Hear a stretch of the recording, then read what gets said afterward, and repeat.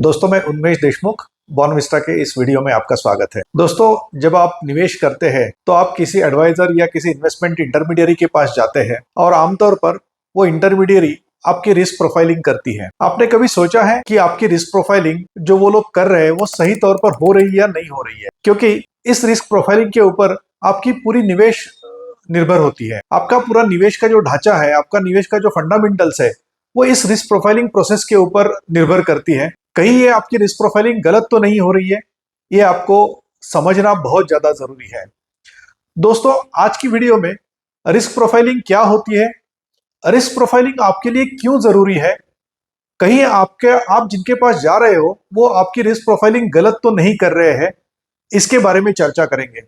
दोस्तों, मैं आपको एक कहानी भी बताने वाला हूं रिस्क प्रोफाइलिंग के ऊपर, जिसके बेसिस पे आप समझ जाओगे कि रिस्क प्रोफाइलिंग क्या होती है, रिस्क प्रोफाइलिंग क्यों जरूरी है और जो रिस्क प्रोफाइलिंग की आमतौर पर प्रोसेस फॉलो की जाती है वो प्रोसेस कहीं गलत तो नहीं है। दोस्तों, आगे देखते हैं वीडियो में और विस्तृत जानकारी। दोस्तों, सबसे पहले समझ लेते हैं रिस्क प्रोफाइलिंग क्या है। रिस्क प्रोफाइलिंग ये वो प्रोसेस है जिस प्रोसेस में या तो आपका जो बैकग्राउंड है उस बैकग्राउंड के बेसिस के ऊपर, या तो आपकी उम्र के बेसिस के ऊपर, या फिर कुछ क्वेश्चनर्स के बेसिस के ऊपर जिसके आप आंसर्स देते हैं, उसके ऊपर यह डिसाइड किया जाता है कि आपकी जो इन्वेस्टमेंट है वो कहां करी जानी चाहिए। दोस्तों, इसमें एक थंब रूल माना जाता है जिसमें यह माना जाता है कि 100 माइनस आपकी उम्र इज इक्वल टू आपका इक्विटी का एक्सपोजर। आपने ये सुना होगा कई एक बार कि आपको इन्वेस्टमेंट एडवाइजर या इन्वेस्टमेंट इंटरमीडियरी ये बोल रहे हो कि 100 में से आपकी उम्र माइनस कर लीजिए तो आपका इक्विटी का एक्सपोजर कितना होना चाहिए, इसका नंबर आपको मिल जाएगा। इसका मतलब यह है कि अगर किसी इन्वेस्टर की उम्र 60 साल की है तो उनका इक्विटी का एक्सपोजर वो 100 माइनस 60 इज इक्वल टू 40% होना चाहिए, और बाकी की जो अमाउंट है 60% जो बची हुई अमाउंट है वो अदर इंस्ट्रूमेंट्स में, मतलब डेट ओरिएंटेड इंस्ट्रूमेंट्स या बॉन्ड्स में लगानी चाहिए। तो दोस्तों, एक ये थंब रूल हुआ, लेकिन इसके अलावा थोड़ी सी एक और रिफाइंड प्रोसेस भी फॉलो की जाती है। वो रिफाइंड प्रोसेस होती है कि आपको एक क्वेश्चन का सेट दिया जाता है और हर क्वेश्चन का एक मल्टीपल चॉइस वाला आंसर होता है, और आपको उन मल्टीपल चॉइसेस में एक सही चॉइस चुननी होती है। कई एक बार इस रिस्क प्रोफाइल में 10, 12 या 15 सवाल होते हैं और इन 15 सवालों के बेसिस पे आपकी रिस्क प्रोफाइल बनी जाती है। ये जो सवाल होते हैं रिस्क प्रोफाइल के अंदर, वो ये असेस करने की कोशिश करते हैं कि आप कितना एग्रेसिवली इन्वेस्ट करना चाहते हैं, आपका स्वभाव कैसे है और आपकी जरूरतें कैसी है, ये असेस करने की कोशिश की जाती है। ये असेसमेंट करने के बाद में रिस्क प्रोफाइल क्वेश्चनर आपको ये बताता है आपका जो रिस्क प्रोफाइल है वो रिस्क प्रोफाइल डिफेंसिव है या फिर कंजर्वेटिव है, या फिर मॉडरेट है, या मॉडरेटली एग्रेसिव है, या पूरी तरह से एग्रेसिव है। दोस्तों, मैंने आपको ये चढ़ती मात्रा में रिस्क प्रोफाइल्स बताए। पहला जो था वो सबसे कंजर्वेटिव था और आखिरी जो था वो सबसे एग्रेसिव रिस्क प्रोफाइल था। तो ये रिस्क प्रोफाइल क्वेश्चनर कंप्लीट करने के बाद में आपको ये समझ में आता है कि आपका जो रिस्क प्रोफाइल है वो मॉडरेट है, मॉडरेटली एग्रेसिव है, या पहले वाले जो मैंने दो बताए थे, डिफेंसिव या कंजर्वेटिव। दोस्तों, ये जो रिस्क प्रोफाइल का असेसमेंट आता है या आपका जो भी जवाब आता है कि आप किस टाइप के इन्वेस्टर हो, उसके बेसिस के ऊपर आपकी जो इन्वेस्टमेंट है उस इन्वेस्टमेंट का फाउंडेशन बनता है। दोस्तों, नेक्स्ट पार्ट में हम जानने की कोशिश करते हैं ये फाउंडेशन आखिर है क्या। तो इन्वेस्टमेंट इंटरमीडियरीज क्या करते हैं, जिस तरह का आपका रिस्क प्रोफाइल आता है उस रिस्क प्रोफाइल के बेसिस पे आपका एसेट अलोकेशन करते हैं। एसेट अलोकेशन का मतलब होता है कि आपकी जो निवेश है, आपकी जो इन्वेस्टमेंट है, वो किन इन्वेस्टमेंट टाइप्स में जानी चाहिए, किन इन्वेस्टमेंट एसेट्स में जानी चाहिए।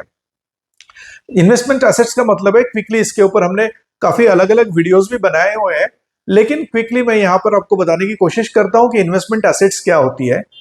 तो दोस्तों, इन्वेस्टमेंट एसेट्स में इक्विटीज होती है, डेट या बॉन्ड होता है, या फिर कमोडिटीज होती है।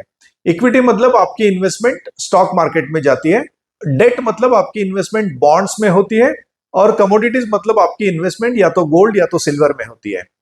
तो आपकी जो रिस्क प्रोफाइल आती है उस रिस्क प्रोफाइल के बेसिस पे ये डिसाइड किया जाता है कि आपकी इन्वेस्टमेंट की कितनी मात्रा इक्विटी में जानी चाहिए, कितना परसेंटेज डेट में जाना चाहिए और कितना परसेंटेज कमोडिटीज में जाना चाहिए। देखिए ये बहुत ही फंडामेंटल चीज है, क्योंकि इस एसेट अलोकेशन के बेसिस पे आपके पोर्टफोलियो में कितने रिटर्न्स आएंगे या आपके पोर्टफोलियो में कितनी रिस्क है ये तय हो जाएगा। तो दोस्तों ये बहुत ही इंपॉर्टेंट चीज है। मैं तो ये कहूंगा कि मॉडल पोर्टफोलियो या जो म्यूचुअल फंड की स्कीम्स आप चूज करते हैं या फिर स्टॉक्स चूज करते हैं, फाइनल पोर्टफोलियो जो बनाते हैं, उससे भी ज्यादा इंपॉर्टेंट ये चीज है कि आपका एसेट अलोकेशन कैसे हो। तो अगर आपको ये एसेट अलोकेशन वाली बात समझ में आई है तो मैं कहानी की तरफ मुड़ता हूं। दोस्तों एक बुजुर्ग व्यक्ति है जिनकी उम्र 76 साल की है। मैं ये सही रियल लाइफ स्टोरी आपको बता रहा हूं। 76 साल की उनकी उम्र है और 76 साल की उम्र में इनका निवेश का पैटर्न कैसा है, इनकी इन्वेस्टमेंट की पैटर्न कैसे, मैं आपको बताना चाहता हूं। लेकिन उसके पहले उनका थोड़ा सा मैं बैकग्राउंड आपको बताता हूं। दोस्तों ये जो 76 साल के निवेशक है, ये एक साइंटिस्ट है। इसरो में इन्होंने काम किया हुआ है। बाद में इन्होंने अपना खुद का बिजनेस शुरू किया था। काफी सक्सेसफुल बिजनेस इनका रहा है। उम्र के 76वें साल में ये अपना निवेश खुद देखते हैं और काफी सारे डिसीजंस भी खुद लेते हैं। दोस्तों आमतौर पर अगर इनका मैं रिस्क प्रोफाइलिंग करता हूं तो उम्र के हिसाब से इनके रिस्क प्रोफाइलिंग में इक्विटी की मात्रा खाली 24% आनी चाहिए। या फिर जब इनका 15 सवालों का रिस्क प्रोफाइलिंग किया तब भी इनका जो इन्वेस्टमेंट प्रोफाइल आता है वो इन्वेस्टमेंट प्रोफाइल या तो मॉडरेट या तो फिर मॉडरेटली एग्रेसिव आता है। लेकिन दोस्तों आप यकीन नहीं करोगे, इनका जो 8 करोड़ का पोर्टफोलियो है, उस 8 करोड़ के पोर्टफोलियो में इनकी करीब करीब 7 करोड़ की इन्वेस्टमेंट ये प्योर इक्विटीज में या प्योर शेयर बाजार में या तो पीएमएस के थ्रू या तो म्यूचुअल फंड्स के थ्रू है। उसमें भी पीएमएस के थ्रू जो इन्वेस्टमेंट है वो करीब करीब 6 करोड़ रुपए की है और जो म्यूचुअल फंड के थ्रू इन्वेस्टमेंट है वो करीब करीब 1 करोड़ रुपए की है। तो दोस्तों सोचिए आप, जहां पर हम लोग, अगर मैं एक कन्वेंशनल असेसमेंट इनका करूं तो कन्वेंशनल असेसमेंट के हिसाब से इनकी रिस्क प्रोफाइल या तो मॉडरेट या तो ज्यादा से ज्यादा मॉडरेटली एग्रेसिव आएगी। लेकिन अगर मैं उनका इन्वेस्टमेंट का रियल लाइफ पैटर्न देखूं तो इनका इन्वेस्टमेंट का रियल लाइफ पैटर्न आप जानते ही होंगे, इक्विटी में ज्यादा एक्सपोजर है, पीएमएस में ज्यादा एक्सपोजर है। तो रियल लाइफ का इनका एक्सपोजर जो है वो एग्रेसिव इन्वेस्टर की तरह है। तो दोस्तों कहने का मतलब ये है कि जरूरी नहीं है कि आप 15 सवालों का जवाब देकर जो आपका रिस्क प्रोफाइल आएगा वो आपका सही रिस्क प्रोफाइल होगा। दोस्तों मैं कहीं पे ये नहीं कह रहा हूं कि पहली जो 2 प्रोसीजर्स है जहां पर आप 100 में से आपकी उम्र घटाते हो और इक्विटी का प्रोपोर्शन डिसाइड करते हो, या फिर जहां पर आपको 12-15 सवाल पूछे जाते हैं, ये प्रोसीजर्स गलत, ऐसा मैं नहीं कह रहा हूं। लेकिन दोस्तों मेरा कहना यह है कि जब आप इस टाइप की रिस्क प्रोफाइलिंग करते हैं तब सबसे एक इंपॉर्टेंट चीज आपने या आपके इन्वेस्टमेंट इंटरमीडिएरी ने कभी भूलनी नहीं चाहिए, वो है कन्वर्सेशन। आपके इन्वेस्टमेंट इंटरमीडिएरी के साथ में आपने कन्वर्सेशन करना चाहिए। रादर मैं ये बोलूंगा कि आपके इन्वेस्टमेंट इंटरमीडिएरी ने आपको इस कन्वर्सेशन के लिए, उनके साथ चर्चा करने के लिए आपको उद्युक्त करना चाहिए। क्योंकि जो थ्योरेटिकल रिस्क प्रोफाइल आपकी आती है, जरूरी नहीं है कि आपकी real life risk profile same आए। कई एक बार ये होता है कि जो रियल लाइफ पैटर्न्स है वो रियल लाइफ पैटर्न इस रिस्क प्रोफाइल वाली प्रोसेस में आपके कैप्चर ना हो, और अगर ये सही तरीके से कैप्चर नहीं होते हैं तो दोस्तों आपका फंडामेंटल यानी आपका एसेट अलोकेशन की जो प्रोसेस है वो प्रोसेस ही गलत हो जाएगी। तो आपकी इन्वेस्टमेंट इंटरमीडिएरी ने क्या करना चाहिए, आपके साथ में एक चर्चा करनी चाहिए। उस चर्चा में आप किस तरह से सोचते हैं ये उन्होंने देखने की जरूरत है, और ये बहुत ही जरूरी है। क्योंकि रिस्क प्रोफाइल 3 चीजों के ऊपर काम करता है। उसमें से सबसे पहली चीज है कि आपको कितनी रिस्क लेने की जरूरत है। दूसरी चीज यह है कि आप कितनी रिस्क ले सकते हैं, और तीसरी चीज है कि आपकी रिस्क लेने की इच्छा कितनी है। देखिए पहली 2 चीजें जो है कि आपकी रिस्क लेने की जरूरत कितनी है और आपकी रिस्क लेने की कैपेबिलिटी कितनी है, ये 2 चीजें जो है, ये 2 चीजें आपको रिस्क प्रोफाइल प्रोसेस के थ्रू अच्छी तरह से समझ में आ जाएगी। लेकिन जो तीसरी चीज है कि आपकी रिस्क लेने की इच्छा कितनी है, वो चीज शायद उस रिस्क प्रोफाइल प्रोसेस में उतनी अच्छी तरह से रिफ्लेक्ट ना हो। तो दोस्तों इसके लिए आपका इन्वेस्टमेंट इंटरमीडिएरी जो है, इन्होंने आपके साथ में एक इन डेप्थ डिस्कशन करना चाहिए।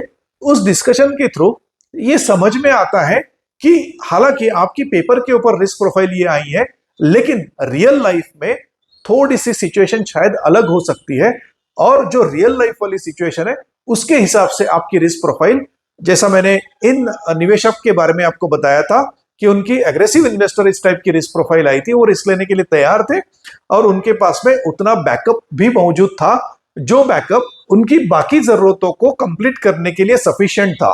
तो क्यों ना हो उनकी aggressive risk profile.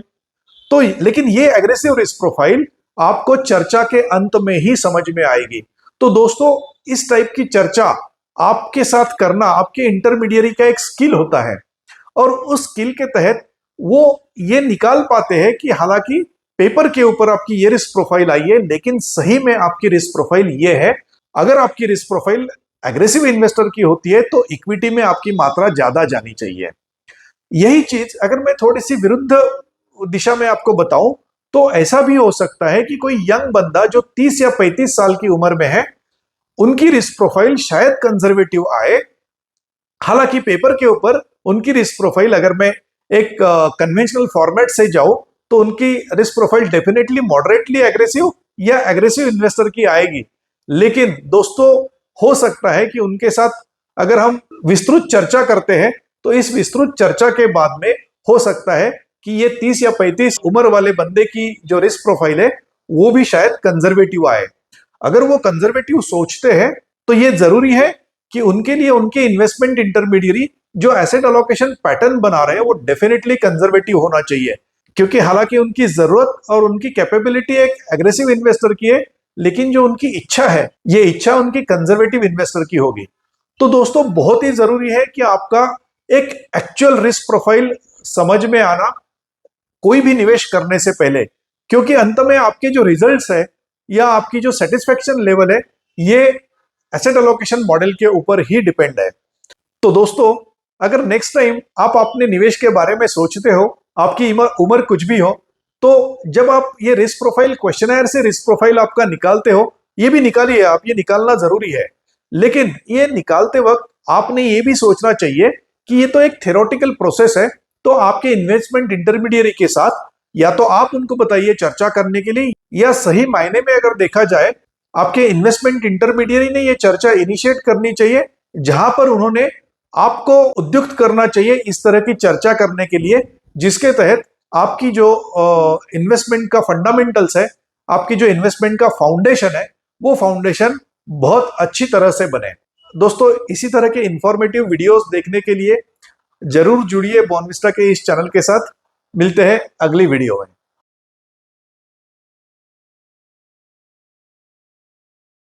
Mutual fund investments are subject to market risks. Read all scheme-related documents carefully.